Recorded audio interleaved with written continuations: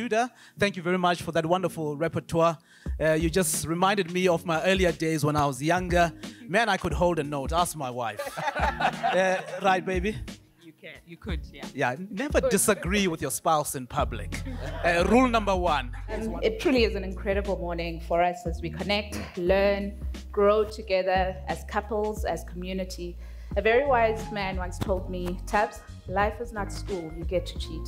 So I hope today you guys will get to cheat with us in the session.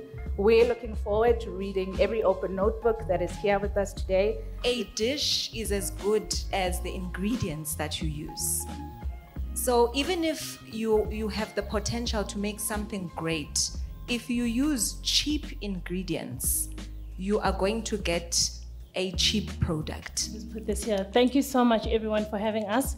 My name is Sisanda Memela, and I just want you guys to pay attention to the shoes I'm wearing right now. Okay. Earlier, there was a lovely couple that came up Hambi, and they were wearing the same shoes, you know, and I thought, you know what, I've got white sneakers in my bag, and I know my person has white sneakers on their feet right now. Heels. And actually bring yourself back, you know, and to say, we're called into something bigger than ourselves. We're called into something called marriage.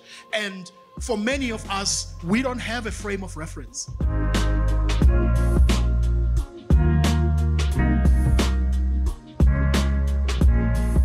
So we're navigating racial and cultural dynamics this afternoon. And so while we were thinking about this topic, and later then when we were engaging with the Maimanes, what we shared in common was our thinking that when it comes to interracial and cultural dynamics, really, the actual core or the actual essence of what you're talking about is the merging of identities. But had we taken an attitude of superiority in that space, you eventually stop fighting about what is at core. Because I really believe God wants to heal both black and white.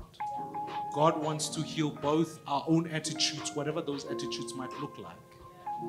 Because as much as superiority is wrong, I also think inferiority is wrong. That anything that comes out of you, it can be coming out of your mind in the form of arts, in the form of books, in the form of anything that comes out of you. It can be a business that you leave behind. It can be a ministry that you leave behind.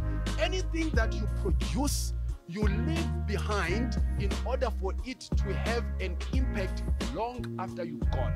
And that is a fundamental challenge that we have, all of us as individuals and as couples, is after you have gone, what will the world celebrate about